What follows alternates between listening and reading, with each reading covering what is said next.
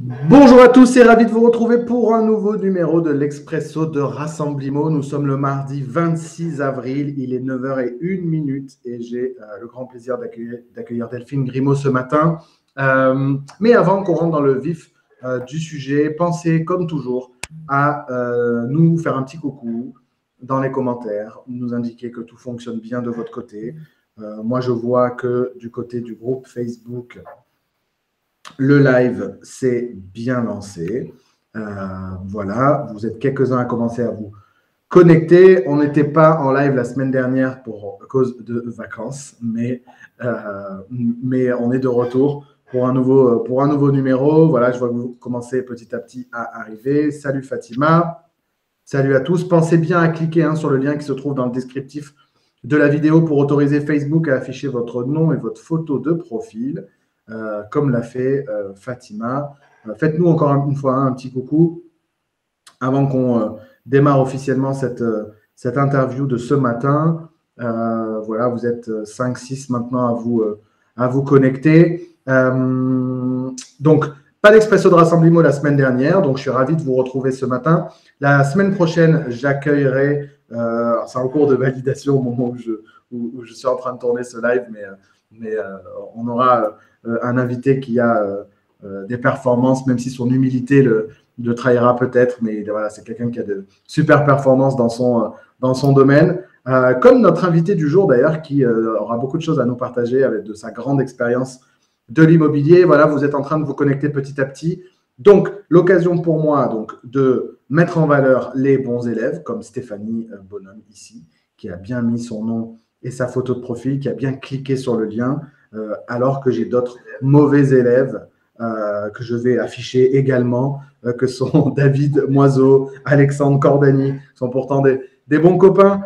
Donc, pensez bien à cliquer sur le lien qui se trouve dans le descriptif de ce live pour autoriser Facebook à afficher votre nom et votre photo de profil. Salut Eric, salut Aline, salut voilà, tous ceux qui êtes en train de vous connecter le temps de ce live. Voilà. Nouveau numéro de l'Expresso de Rassemblimo ce matin, 26 avril 2022. J'ai le grand plaisir d'accueillir Delphine Grimaud. Avec Delphine, on va parler d'un sujet, ça faisait longtemps que j'avais envie d'aborder un sujet de ce type-là, parce que c'est un sujet que j'évoque très souvent sur l'intérêt que ça peut avoir quand on est conseiller immobilier de choisir de prendre un pan de son marché, une spécificité. Alors, quoi de mieux quand elle allie en plus, quand on allie travail et passion. Et donc, c'est ce qu'on va évoquer aujourd'hui avec Delphine. Delphine, est-ce que tu peux, voilà, je vois Alexandre Cordani qui a rectifié le tir et qui a bien cliqué sur le lien. Merci Alex pour ça. Delphine, est-ce que tu peux te présenter pour les conseillers et les dirigeants d'agence qui vont nous écouter aujourd'hui ? Oui, bonjour, je suis donc Delphine Grimaud, j'ai 50 ans cette année. J'ai 25 ans d'immobilier derrière moi, 4 enfants, mariés. J'habite en Vendée et j'ai pas mal travaillé sur Nantes. Cool. 25 ans d'immobilier ? C'est ça. Donc, j'ai toutes les courbes, je les connais. Ouais. Ça monte et ça descend. Ça a effectivement jalonné ma carrière d'agent immobilier. C'est marrant parce qu'on se le disait en off juste avant. Je dis toujours que je me présente souvent comme un pur produit de l'immobilier parce que j'ai toujours fait finalement que ça. Mais je crois qu'on a un peu ça en commun tous les deux. Et toi, encore plus longtemps que moi. Est-ce qu'on peut, Delphine, revenir peut-être sur ce parcours ? Qu'est-ce qui t'a amené déjà il y a 25 ans à l'immobilier qui n'était pas du tout l'immobilier d'aujourd'hui ? Qu'est-ce qui t'a amené à l'immobilier il y a 25 ans ? Alors, moi, je suis arrivée à l'immobilier un peu par obligation, dans le sens où après 5 ans d'années de droit, j'avais envie de gagner de l'argent et de commencer vraiment à travailler. Et en fait, à l'époque, ça a été l'année, donc c'était en 1996, au siècle dernier. C'était la première année des contrats de qualification, du BTS en contrat de qualification dans l'immobilier. Okay. Et j'ai trouvé en ça une bonne opportunité. Et je me suis dit, écoute, pour ceux qui connaissent Nantes, je vais aller boulevard Guisto, c'est là où il y avait, l'ouest de Nantes, là où il y avait quelques agences immobilières que je connaissais. Et je me suis dit, je me fais le boulevard Guisto. Et puis, si j'ai une agence, c'est parfait. Sinon, je trouverai un plan B. Et finalement, au bout de 2 agences, ils m'ont dit OK, on vous prend en contrat de qualification. Et là, c'était un gérant de patrimoine qui ouvrait en fait un service de défiscalisation. À l'époque, c'était la loi Périssol. Donc, je me suis retrouvée pendant 2 ans dans une bulle de vente, dans un boulevard, sur un boulevard à Nantes. Et ça a été, bon, je m'ennuyais un petit peu, j'étais un peu toute seule. Mais pour autant, j'ai vu se construire cet immeuble et ça a été vraiment une expérience très enrichissante. Et à la fin de mon BTS, j'ai obtenu mon BTS. Il y a une autre agence qui est venue me chercher, c'est la société Galon-Garlesquin à l'époque, qui était effectivement également boulevard Guisteau, et ils cherchaient quelqu'un dans un premier temps pour être assistante commerciale. C'était des administrateurs de biens. D'accord. Et puis en fait, ils avaient mis en place un concept qui s'appelait déjà de la spécialisation, justement, qui s'appelait Bien loué immobilier. Et Bien loué immobilier était destiné, en fait, à rendre un petit peu les lettres de noblesse à la location, parce que à l'époque, effectivement, c'était un autre temps.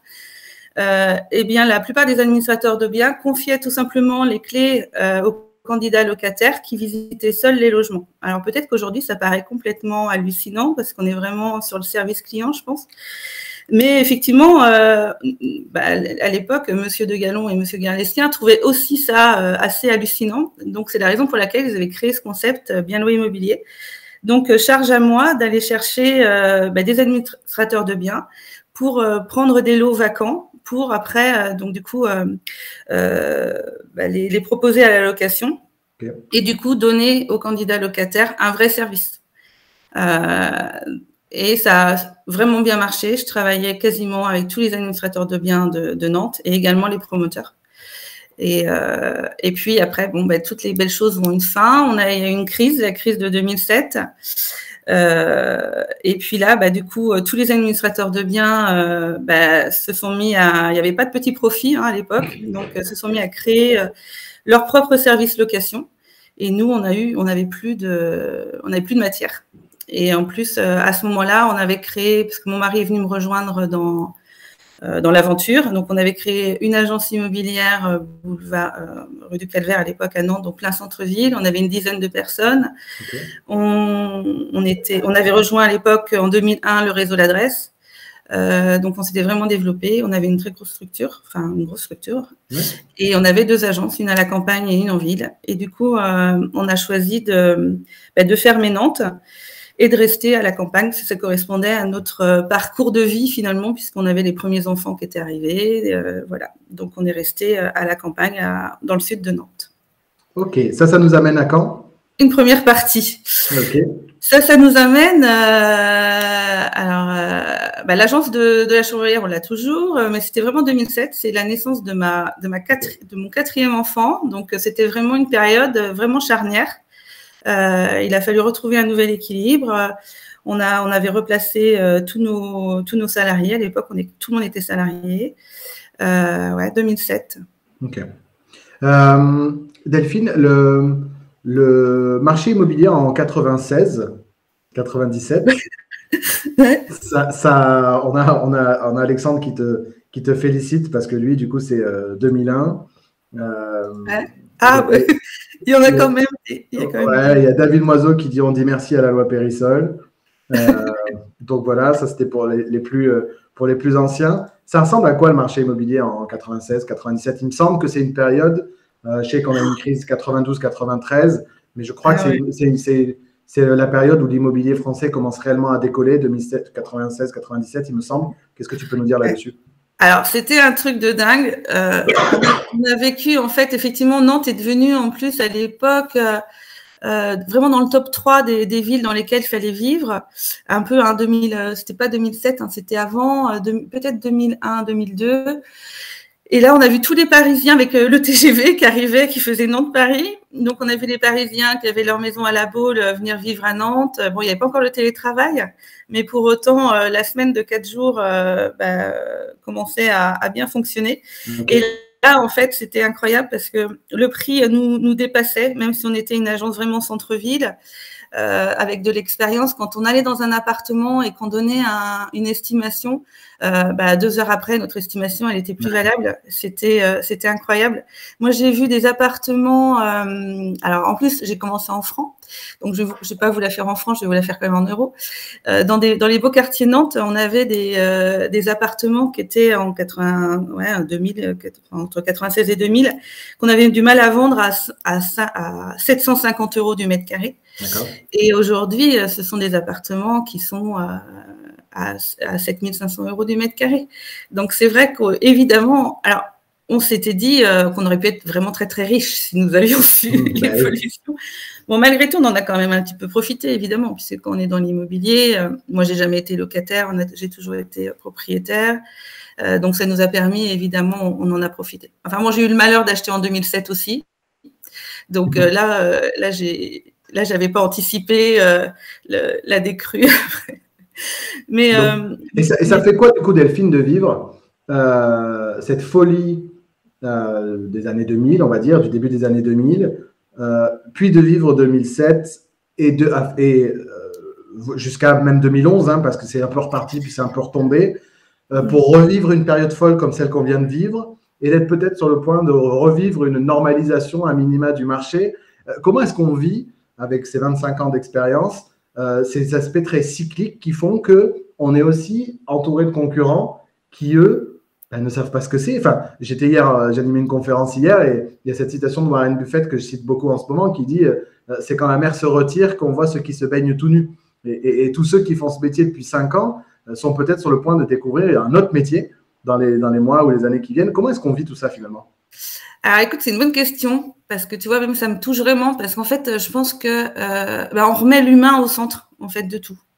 Nous, quand effectivement on a eu à vendre des biens qui avaient été achetés beaucoup trop cher quand il y a eu la crise, on a remis, on s'est vraiment senti au cœur de notre métier et on s'est dit, c'était quoi concrètement ? On a accompagné les gens dans les banques. Pour dire faut qu'on trouve une solution, faut accorder des délais parce qu'effectivement, alors évidemment les situations pour lesquelles les gens faisaient appel à des agents immobiliers, c'était plus pour de la convenance, hein, c'était vraiment des gens qui avaient perdu leur job, donc fallait qu'ils vendent, des divorces, des séparations, des décès. Du coup, on était vraiment des agents immobiliers avec des profils clients de ce type-là, donc avec un fort bagage émotionnel. Et du coup, l'humain et puis nos qualités intrinsèques de service, d'avoir envie d'accompagner le client avec ce qu'on est, a tout son sens. Du coup, on peut plus faire semblant, quoi. On est obligé d'accompagner notre client. Avec l'énergie qu'on a, avec la force qu'on a, avec la rage qu'on a, et puis avec vraiment l'envie de satisfaire et puis d'aboutir au projet de vente. Tu penses que ça pourrait nous arriver de nouveau là dans les mois ou les années qui viennent, des gens qui auraient acheté pendant cette période un peu folle de post-Covid et qui pourraient être en difficulté dans les mois qui viennent? Alors, moi, je pense qu'en fait, on sait bien, c'est ce que je te disais, hein, c'est cyclique. Hein. Les montagnes russes, nous, on les a déjà vécues. Oui, complètement. Et c'est vrai que ça fait un peu peur. Alors, nous, on a eu, comme tout le monde, je pense, on a eu une année extraordinaire. Hein. Un début d'année aussi fabuleux. Et là, ça se durcit. Bon, il y a eu les élections. Alors, est-ce que c'est dû aux élections? Est-ce que c'est le marché qui se retourne un petit peu? Mais en tout cas, dans les profils acheteurs, on voit bien que les gens sont venus avec beaucoup d'apports. Nous, nos clients, hein, ils sont venus avec beaucoup d'apports. Ils ont bénéficié évidemment des taux d'intérêt qui étaient plutôt bas. Mais pour nous, c'était par rapport à justement notre antériorité. On n'a jamais vu autant de gens venir avec autant d'apports.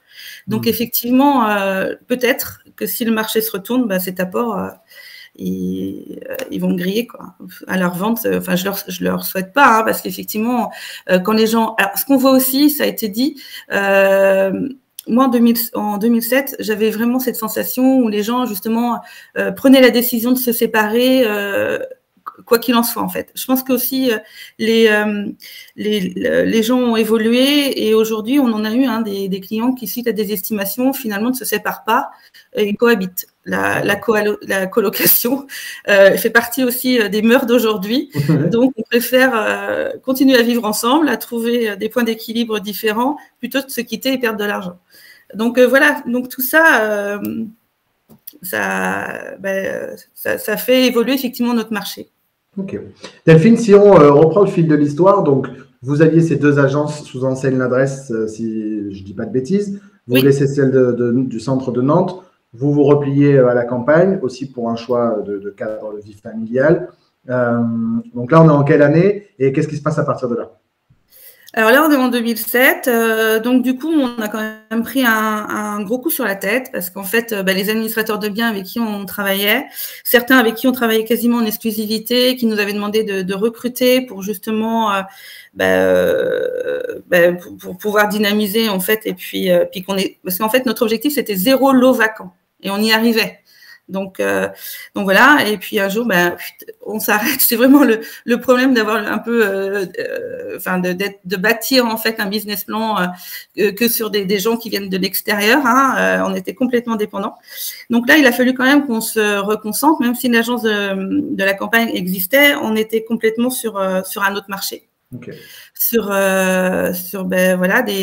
des transactions moindres avec des honoraires moindres. Donc, il a fallu on s'est dit à ce moment-là, on était à la Chevrolière, qui est une petite commune qui se développe bien. On s'est dit, il faut qu'on soit la seule agence. Il y avait une autre agence qui s'appelle Century 21, et nous, en fait, on a fait de la proximité, avec les valeurs, quand même, faut rendre ça. Enfin, depuis, on a quitté l'adresse, mais au début, à l'époque, c'était vraiment un réseau qui nous a beaucoup apporté à nous structurer dans notre travail et notre façon de voir les choses. Et donc, en fait, on a réussi ce pari. Century a fermé. On est resté aujourd'hui encore. Il y a que nous à la Chevrolière. On est en face de l'église. On a une petite agence. Et voilà, on a travaillé. Et ça s'est plutôt pas mal passé. Et puis pour des raisons un peu diverses, on a dû fermer. Je peux le dire. En fait, on a eu un prud'homme, en fait, une personne en contrat de qualification qui nous a envoyé au prud'homme. En fait, je peux vous raconter, c'est une expérience assez intéressante. Je pense que tous les entrepreneurs ont cette expérience à un moment de leur vie.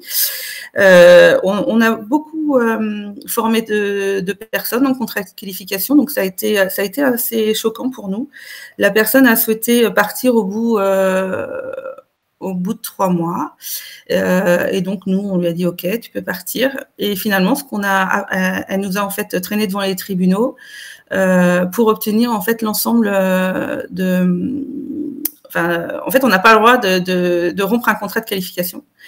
Et nous, on en avait déjà rompu de gré à gré. Ça s'était toujours très bien passé, mais cette jeune fille était beaucoup plus au fait de la loi que nous. Et elle en a profité pour... Et puis, du coup, on a perdu. Et on a perdu il a fallu qu'on lui donne donc 2 ans de salaire. Donc, outre le fait que ça nous ait impacté émotionnellement, humainement, financièrement, ça nous a aussi impacté. Et en fait, on était assez fatigués. Et du coup, on a décidé d'arrêter. Donc, on a arrêté pendant 2 ans.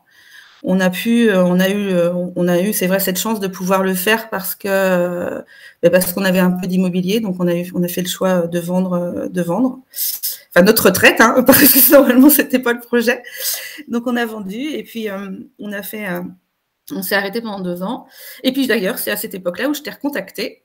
Donc là, on est à quelle période du coup, 2019? Là, on a avancé un peu, parce que là maintenant on est en 2022, donc ça fait 6 ans. Ok. Ça fait 6 ans. Donc, c'est vrai que le temps passe vite. Donc, on avance. Donc, effectivement, ça fait 6 ans. Et puis, finalement, on a voulu vendre le local commercial qu'on avait à la Chevrolière et on n'a pas réussi. Personne n'en voulait. Et puis, en réfléchissant, on s'est dit, on va finalement refaire ce qu'on sait faire. Et on est reparti. Mais moi, je voulais vraiment faire les choses d'une façon différente. Donc, c'est effectivement l'époque à laquelle je t'ai contacté. Et puis après, il y a eu le confinement, très vite.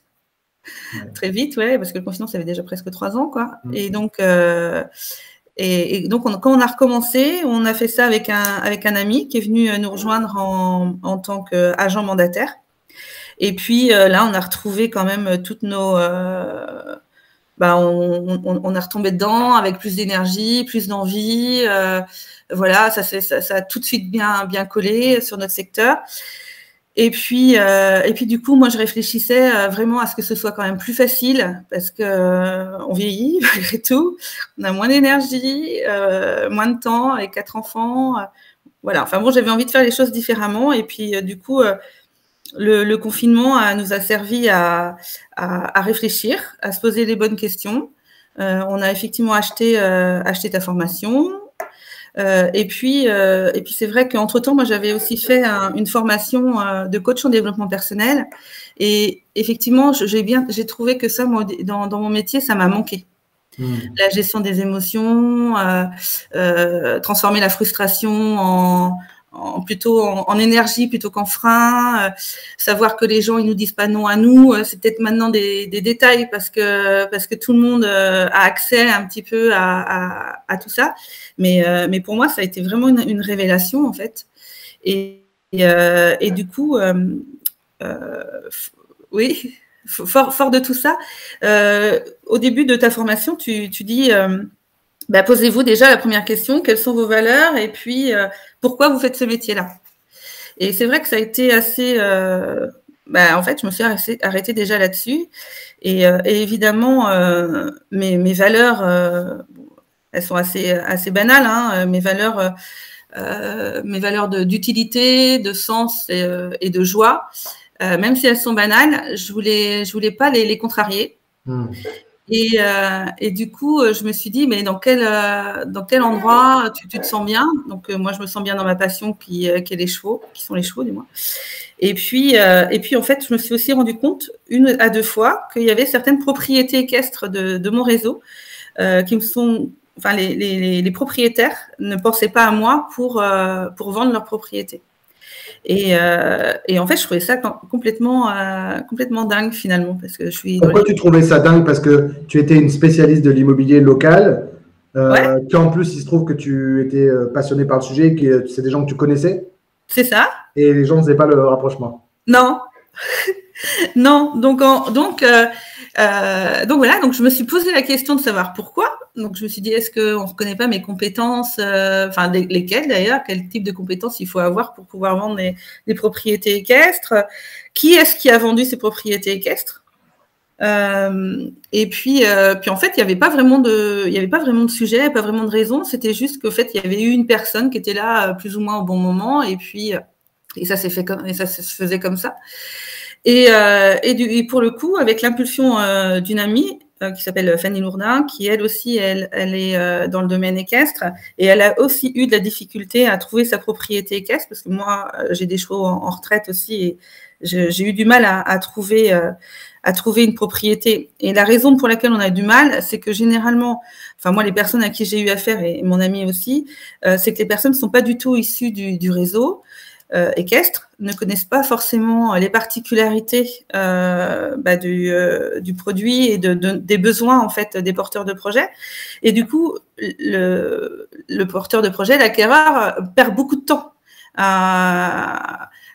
Se déplace pour rien. Souvent, on fait beaucoup de routes parce qu'en fait, quand on est porteur de projet dans ce domaine-là, eh ben, on a vraiment on dit plutôt des régions plutôt que des villes. Hein. On dit la Vendée, la Loire-Atlantique, enfin pour mon cas. Donc on peut très vite faire beaucoup de routes et perdre beaucoup de temps. Et donc j'ai lié en fait tout ça, mes valeurs, ma frustration de ne pas être reconnue comme spécialiste, et puis cette envie justement de travailler différemment, pour que naisse en fait Hectare et Patrimoine. Et donc, en fait, on l'a développé autour déjà d'une image assez forte. Moi, je suis assez dans le visuel. Donc, j'ai travaillé sur un logo avec une amie qui finalement plaît plutôt bien. Une maison un petit peu... Enfin, ça se veut être une maison un petit peu bourgeoise avec un cheval.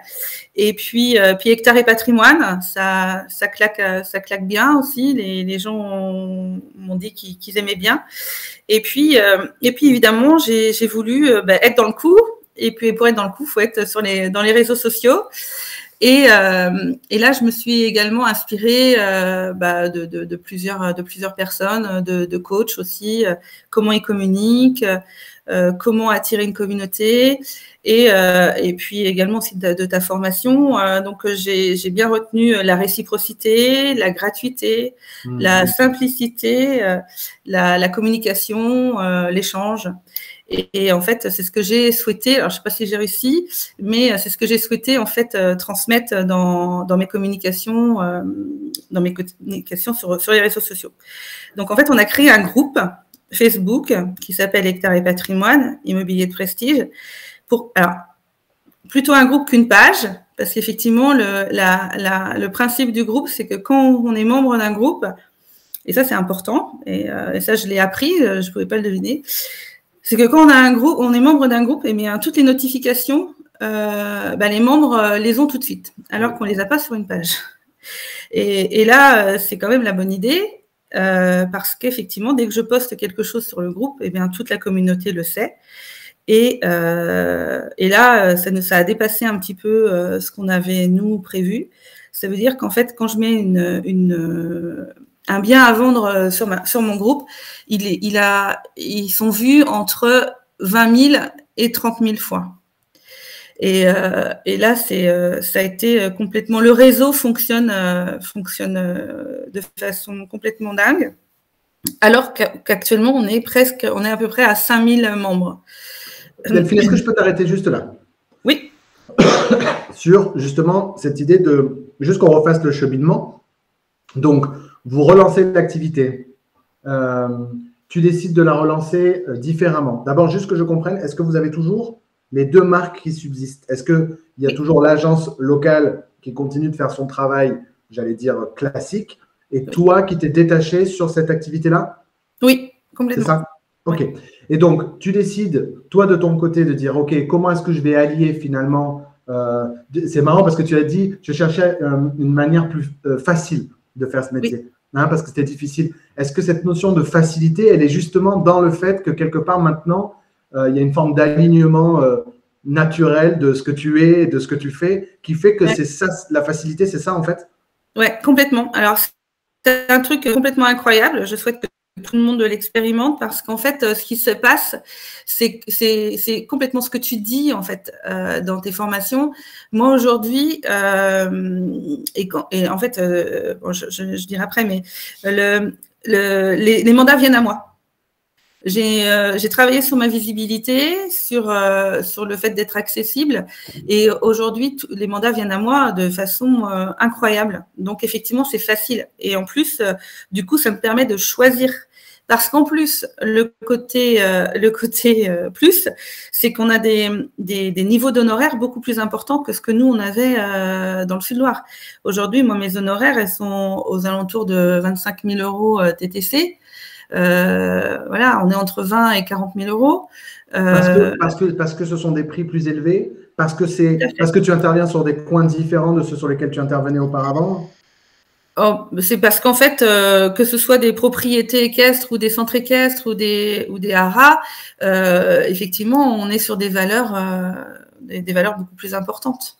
Okay. Nous, donc, du coup, notre barème, c'est 5% et c'est que de l'exclusivité. Et donc, ça me permet justement de pouvoir choisir.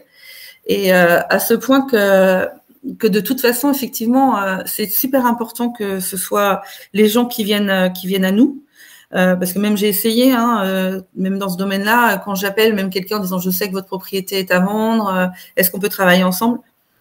Eh bien, ça se passe pas comme je veux. Et moi, à partir du moment… Alors, ça pourrait se passer, on l'a déjà fait, on sait faire, mais en fait, j'ai plus envie. Je veux vraiment rester maître du… enfin, pas maître, en fait, vraiment rester en partenariat, en confiance.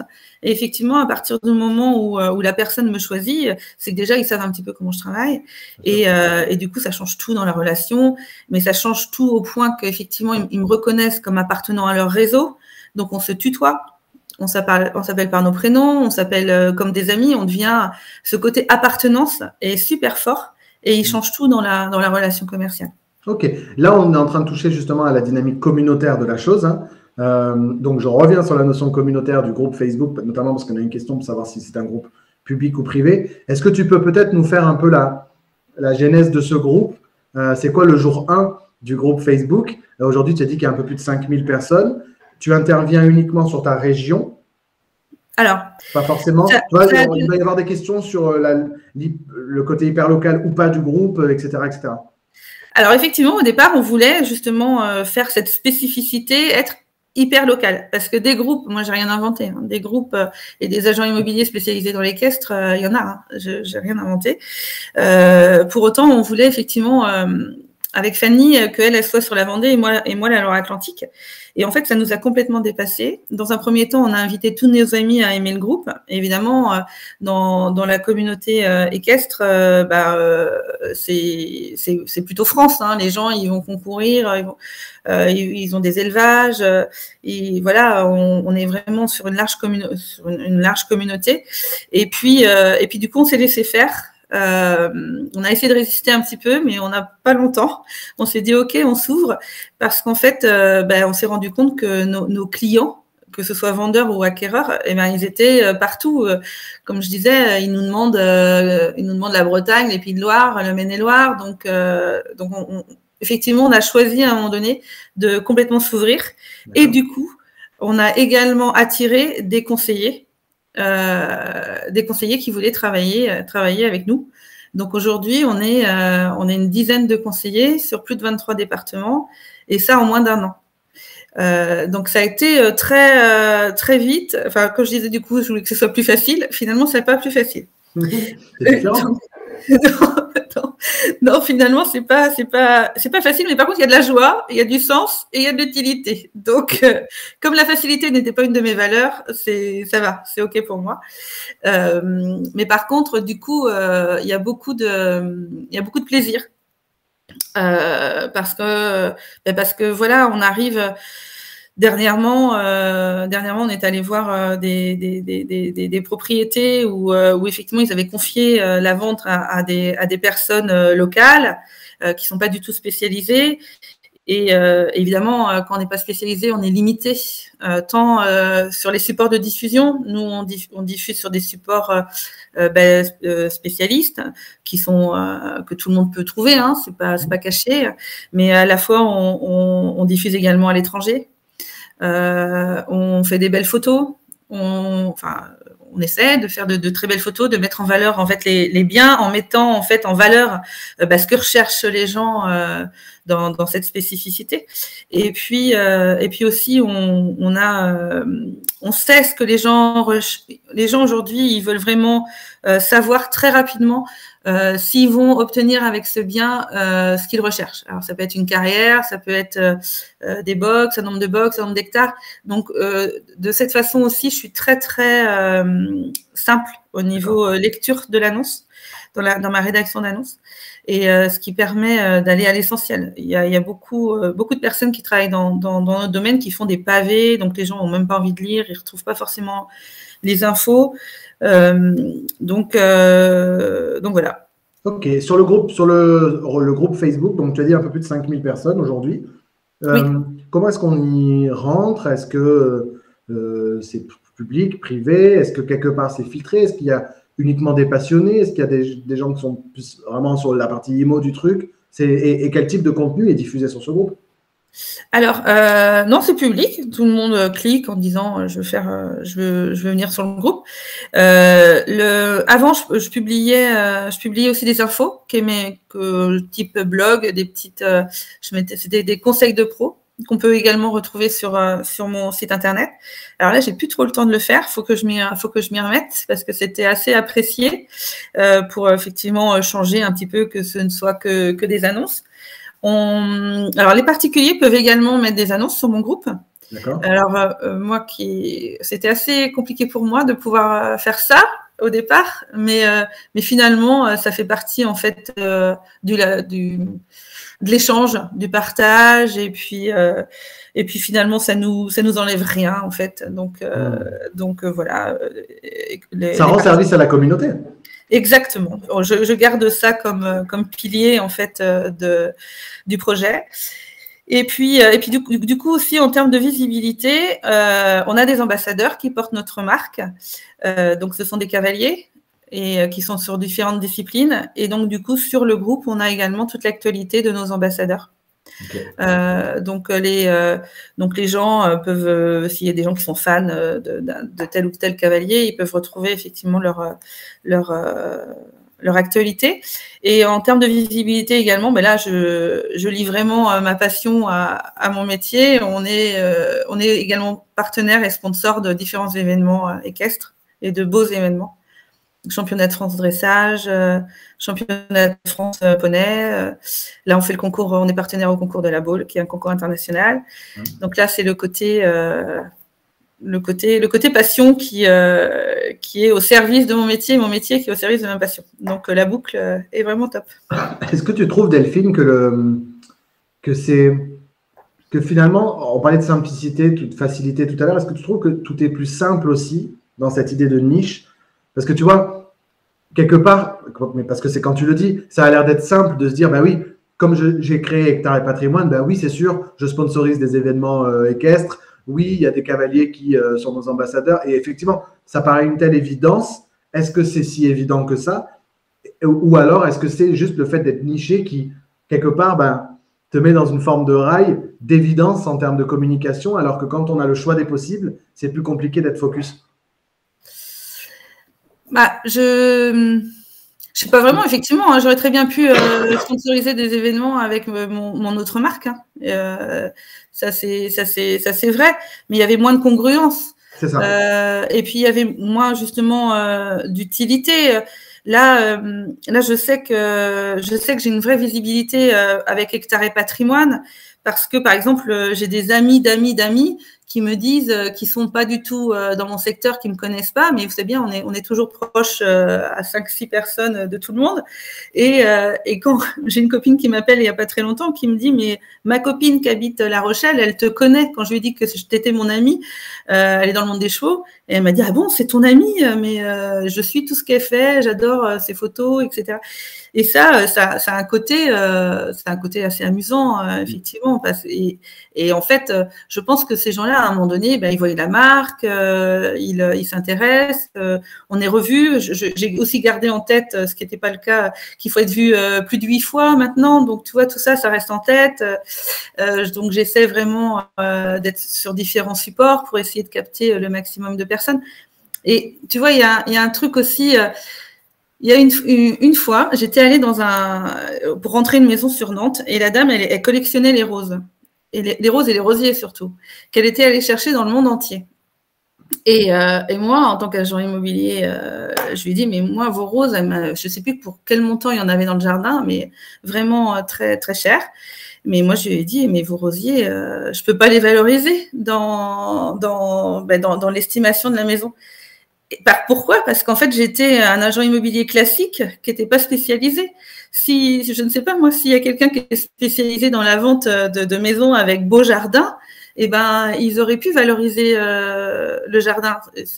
C'est tellement, c'est presque tellement évident de faire appel finalement à un conseiller spécialisé dans ce que a d'atypique le bien qu'on veut vendre. Une autre petite anecdote qui manque en fait aussi dans ce que je fais aujourd'hui. On a eu à estimer un bien qui était déjà sous mandat d'un confrère et en lisant l'annonce qu'avait mis le confrère, il avait mis très grande aire de ponçage. Donc ponçage du verbe poncer. Or, nous, les aires qu'on a, ce sont des endroits où on pense les chevaux. Donc, c'est une aire de pensage. Donc, évidemment, ça nous a énormément fait rire, mais ça montre également le pourquoi il faut faire appel à quelqu'un qui est vraiment spécialisé pour mettre en valeur, finalement, tout simplement, la propriété. Ça ne doit pas lui faire le même effet au cheval. Non, ça ne doit pas faire le même effet. Donc, elle a dû entendre, parce que c'est vrai que pensage, et bon, elle a retranscrit, elle n'a pas retranscrit les bonnes choses.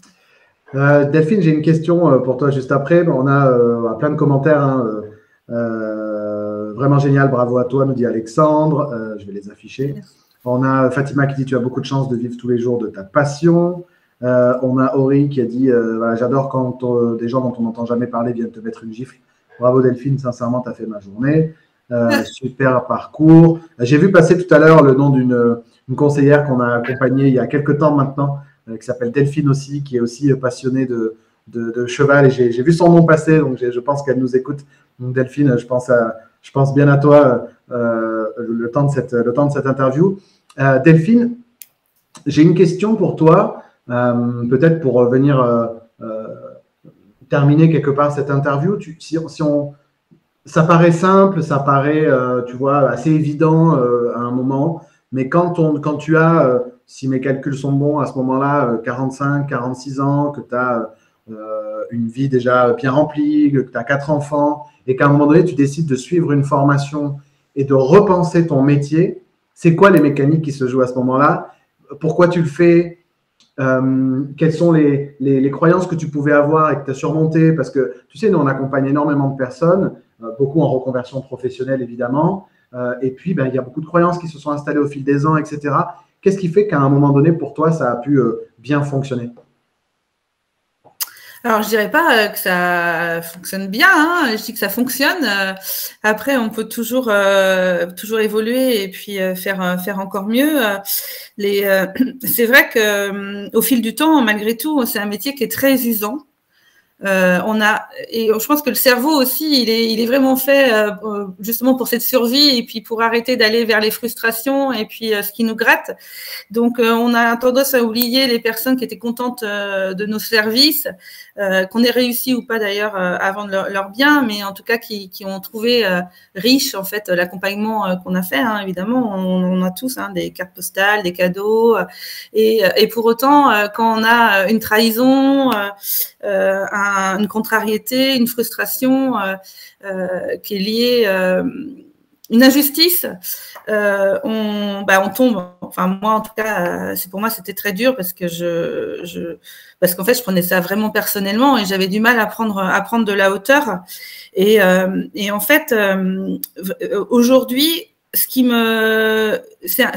vraiment, je m'inspire de ta formation parce que je me suis simplement dit que finalement, pour arriver au chiffre d'affaires que je voulais faire moi à l'année, compte tenu du montant d'honoraires aujourd'hui, voilà, des biens qu'on vend, j'ai pas besoin d'en faire beaucoup. Donc en fait, j'ai vraiment travaillé sur mon énergie. Voilà, moi je travaille comme j'ai fait un petit peu, donc j'ai fait une formation de coach en développement personnel justement pour m'aider à gérer mes émotions aujourd'hui, et puis de préparation mentale également. Je sais qu'il faut travailler sur sa gestion des émotions, sur son écologie personnelle et puis sur l'estime de soi. Donc, en fait, moi, c'est vraiment les 3 piliers sur lesquels je travaille constamment et qui me guident, en fait, dans le choix des personnes avec qui travailler. Et c'est pour ça que ça rend plus facile. Écoute, moi, pour être bien, il faut que je fasse à peu près 100 000 € de chiffre d'affaires. Ça veut dire 5 ventes. Ouais. Donc, en fait, et je suis en exclusivité. Donc, ça veut quand même dire que, en fait, si on veut vraiment réduire les choses, il faudrait que je rentre 5 mandats exclus pour faire mon chiffre d'affaires. Donc, tout simplement, c'est en ça que c'est plus facile et que je reprends en fait les rênes en fait du sujet. Alors, c'est plus facile en fait, mais mentalement, parce qu'effectivement, je fais des journées de 12 heures, parce qu'effectivement, en plus… Ça court pas les rues, les propriétés équestres. Certes, il faut en rentrer 5 en exclusivité sur ta région, mais il n'y en a pas non plus des centaines. Eh bien, si, il y en a. C'est ça qui est drôle. Si tu veux, c'est ça qui est quand même étonnant. Effectivement, je fais un peu de route, mais quand tu es spécialisé, tu sais, en préparation mentale, quand j'ai fait la formation, je rends à César ce qu'il y a à César. C'est Raphaël Omat qui m'a fait cette formation, et il disait si tu veux vraiment attirer des clients, il faut que tu sois hyper niché. Et je garde ça en tête. Tu vois, il me dit par exemple, tu as mal à la main. Est-ce que tu vas, par exemple, tu as mal au pouce. Est-ce qu'effectivement tu vas aller voir un chirurgien de la main ou un chirurgien du pouce? Et si c'est ton pouce gauche, est-ce que tu vas aller voir un chirurgien du pouce ou est-ce que tu vas aller voir un chirurgien du pouce gauche? Et en fait, ça, je trouve que c'est hyper inspirant parce que l'idée, c'est vraiment ça. Alors après, effectivement, je continue à évoluer. Moi, sur quel type de propriété je suis le plus efficace, quel type de bien encore j'aime travailler. Je me suis dit que j'allais pas à plus de 2 heures de chez moi travailler, parce que c'est OK, parce que si j'ai pas énormément de mandats, je peux me permettre de faire qu'un seul rendez-vous par jour. Donc, en fait, c'est en ça que c'est plus facile, que je peux travailler sur mon énergie, que je peux travailler sur l'estime de moi, et donc, du coup, être bien dans mes baskets, et du coup, être bien avec mes clients. Et avec, du coup, ces 10 conseillers qui maintenant interviennent partout en France? Voilà, donc là, du coup, c'est un autre sujet. Donc, effectivement, là, c'est pour, effectivement, si je pensais qu'à moi, j'aurais pas fait ça. Mais à la fois, c'est vraiment pour satisfaire les clients, parce que je vois qu'en fait, il y a un vrai besoin. Et puis, à la fois, qu'on est une équipe, c'est quand même vachement plus sympa. On peut se retrouver justement sur les événements. Et puis, ça draine, on se sent moins seul, parce qu'effectivement, on peut rebasculer les clients au reste de l'équipe. On a des échanges. Donc, ce côté partage est vraiment intéressant et vraiment sympa au service du client. Cool. Est-ce que vous avez des questions ou des remarques pour Delphine? Vous qui êtes en train de nous écouter, ça fait 45 minutes, on a fait un bon tour, Delphine. Delphine, le temps qu'on te pose éventuellement des questions, est-ce que tu as dans ce cheminement que tu as fait, est-ce que tu as des ressources peut-être à recommander aux conseillers qui vont nous écouter? Est-ce que tu es friande de lecture, de formation? Qu'est-ce que tu peux nous recommander? Alors, moi, ce que je peux recommander, en tout cas, c'est cette histoire de groupe Facebook. Que ce soit aussi pour n'importe quel en fait sujet immobilier. Ouais. Je l'ai même parce que du coup nous on a nos agences traditionnelles, on en a 3. Et en fait, je conseille ça à mes conseillers qui sont sur leur secteur, c'est de créer un groupe Facebook. Également inspiré de ta formation, hein, de se dire qu'en fait, l'idée, c'est d'avoir une visibilité, d'être connu et reconnu, et c'est quand même vachement plus sympa, effectivement, d'être derrière son ordinateur, de créer du contenu au service de la communauté, au service de son village, de sa ville, plutôt que d'être en train de mettre des flyers ou de dire bonjour à des gens qui sont en train de tailler leur rosier, en train de gratter dans leur parterre. C'est pas et en fait et ça fonctionne. Juste un groupe Facebook qui met parce que j'ai vu ça là, je vais sans doute le mettre en place. Juste un groupe d'entraide dans le village.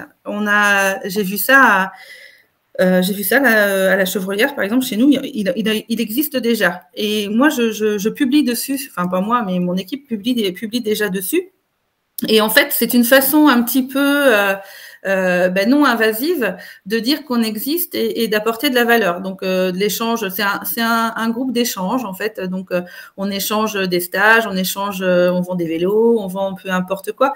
Et je trouvais que cette histoire de groupe, comme on a les notifications, elles sont, c'est quand même hyper intéressant pour avoir de la visibilité plus qu'une page finalement. C'est marrant ce que tu dis là, Delphine, parce que ça fait écho à. J'étais là, je rentre de vacances, on était un peu en région parisienne, un peu en Normandie, etc. Et je viens de repenser une conversation. Donc, les cousines de ma femme ont chacune 4 enfants, donc ça fait du monde, des ados. Et il y en a un qui disait ouais, bon, papy, il est toujours sur son smartphone, etc. Et puis, il y en a un qui rectifiait qui dit non, il est toujours sur le groupe Facebook de la ville. Et donc, voilà, et papy passe son temps sur son smartphone pour savoir tout ce qui se passe. Mais comme il l'aurait fait historiquement, peut-être en allant boire un café ou en allant discuter, ou en allant. C'est le côté café du commerce. Et en fait, toutes les infos sur tiens, le tel médecin n'est plus là, il s'était installé, il est parti. Et tout ça, ça vit dans un groupe Facebook. Et donc, ça rejoint vraiment ce que tu es en train d'évoquer là. C'est ça. Je ne sais pas d'ailleurs si tu en avais déjà parlé, mais je trouve que ça, c'est parce qu'en fait, effectivement, hein, moi, j'ai fait partie d'associations de parents d'élèves, du comité des fêtes. On sponsorise l'équipe de foot, tout ça. On est au bar et finalement, dans son fauteuil derrière son groupe Facebook, on a plus d'impact et on est vraiment visible. Et ça, je trouve que c'est une petite pépite quand même, parce que moi, je pensais pas que mon groupe allait être aussi vite avoir autant de membres aussi rapidement. Delphine, 49 minutes. Merci infiniment pour tout ce que tu nous as partagé. C'est passé très, très vite. On a beaucoup de commentaires. On a Aurélie qui nous dit continue. Ne va pas sur LinkedIn. Ne deviens pas influenceuse. N'écris pas. Je peux pas. J'ai notaire. Continue en étant toi-même. Bravo. Donc, Delphine, merci beaucoup pour tout ce que tu nous as partagé le temps de cette interview. On l'a fait pas au débeauté, mais tu vois, on ne s'était pas reparlé depuis cette première conversation qu'on avait eue ensemble il y a peut-être 4-5 ans. C'est ça. Et puis, j'ai eu de tes nouvelles il y a quelques jours, il faut le dire, peut-être 15 jours, 3 semaines. Et puis, tu as évoqué toute ton évolution. Et du coup, je dis, il faut absolument que tu viennes en parler sur l'Expresso de Rassemblimo. Donc, si vous avez des parcours comme ça qui vous viennent en tête, n'hésitez pas à me recommander des gens qui ont fait des choses un peu différentes. Et je sais que ça peut inspirer énormément de conseillers immobiliers et je sais que cette interview va inspirer grand nombre de conseillers. Donc, merci beaucoup Delphine en tout cas pour… Merci Sébastien, merci tout le monde. Merci à tous. Moi, je vous retrouve semaine prochaine avec un nouvel invité qui sera probablement Johan Gay. Tout autre profil, Johan que j'aime beaucoup, qui aussi avec beaucoup d'humilité nous partagera comment il a développé une très très grosse équipe en tant que mandataire. Et puis la semaine suivante, j'accueillerai Arnaud Motreff, qui était aussi un ancien très gros performeur Century 21 notamment, qui est maintenant, entre autres, toujours en activité et qui est, entre autres, formateur. Voilà, Élise nous dit merci pour le partage. Aurélie nous dit merci beaucoup à tous les deux. Voilà, merci Delphine, merci à tous. Je vous retrouve la semaine prochaine pour un nouveau numéro de l'Expresso de Rassemblimo. À bientôt. Ciao. Au revoir.